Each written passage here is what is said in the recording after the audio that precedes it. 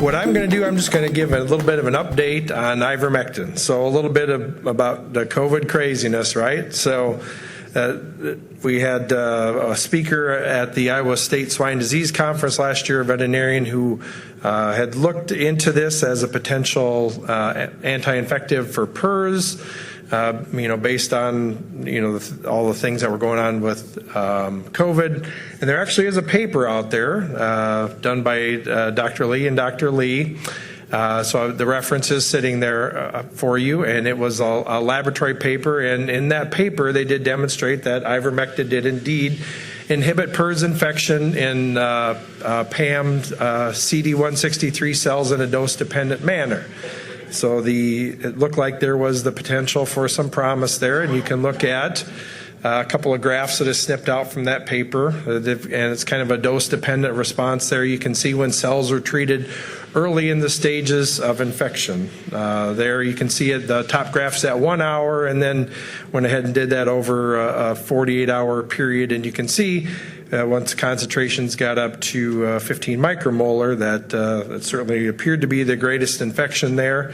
So just worked a little bit with Dr. Kirker just to kind of quantify that to see if that was anywhere near what we would use for a standardized dose. And talking with Dr. Allison, that's kind of what he had done with some anecdotal information. He was utilizing some of that, and he certainly felt like he was having some success with that. So just doing some loose calculations with the current dose of that drug, it felt like, yeah, there was the potential, according to that paper, that there may be some efficacy at that point. So Dr. Allison anecdotally felt like he put it in some herds who were having some luck. So we wanted to take the opportunity to study a little bit closer with some controls and see if there actually was some impact with that. So we're able to find a collaborator. So we wanted to look at it in a natural infection model from looking at Draxxin compared to ivermectin for control in a mixed respiratory infection.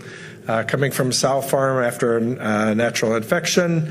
That was the primary objective, looking at mortality, removal rates, and treatment rates. Secondarily, we wanted to take a subset of those pigs and measure PRRS viremia by doing quantitative PCR and infection rates during those treatments. So the farm had 2 sow farms that flowed together into a 9,000 head nursery. The farms had broken with PRRS 144 variant 1C in early 2021, and both farms, in an attempt to get some stability, had given live virus inoculation about 7 weeks prior to those pigs flowing back into that nursery.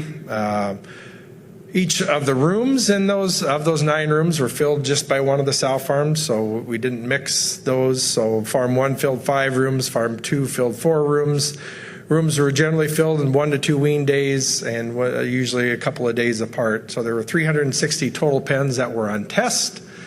Here's a little bit of the schematic of a couple of the rooms. Remember, there were 9 rooms that filled. Most of the pigs went into general population.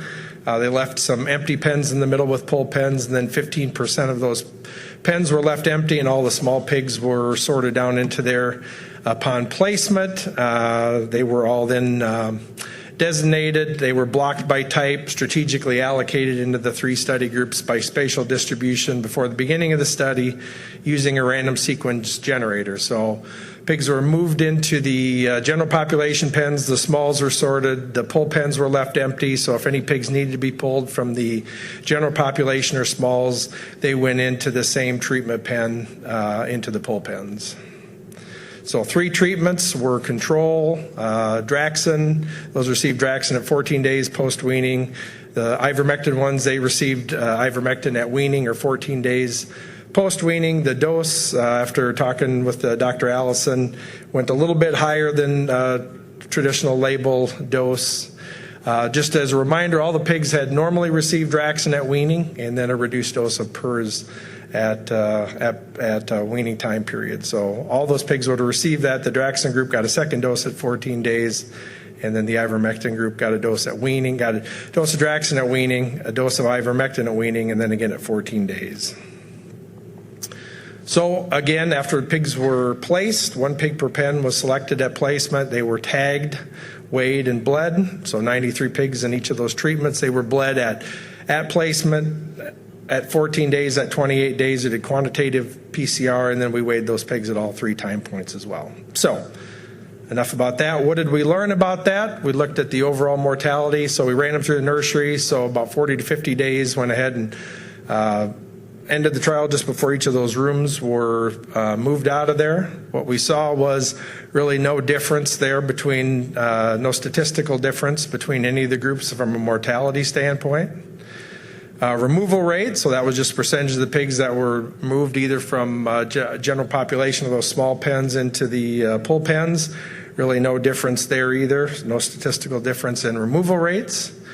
Treatment rate, that was actually the one that we saw the difference. So that was, treatment rate is calculated as the number of treats divided by the number of pigs times 100 to just convert that to a percentage. We actually did see that Draxxin had significantly fewer treatments than the other two.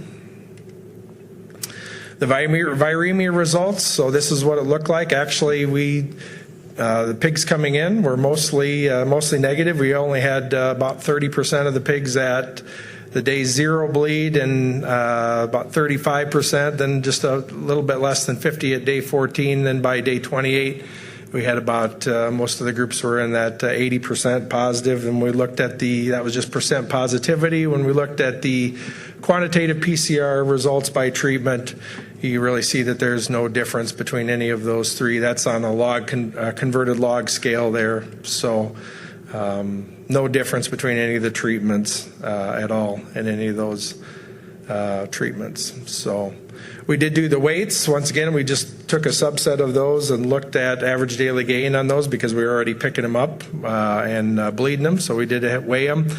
We looked at average daily gain between the 3 treatments on the first time period. Didn't really see any statistical significance difference there.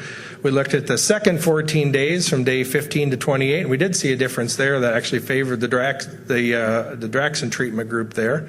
They grew a little bit faster, but in the overall it washed out between days 0 and 28. A little bit numerical improvement there, but nothing statistical. So really, in summary, no apparent evidence benefit to 2 doses of ivermectin, at least in this study, given 14 days apart in a natural infection model. Why is that? Well, maybe ivermectin doesn't work on PRRS.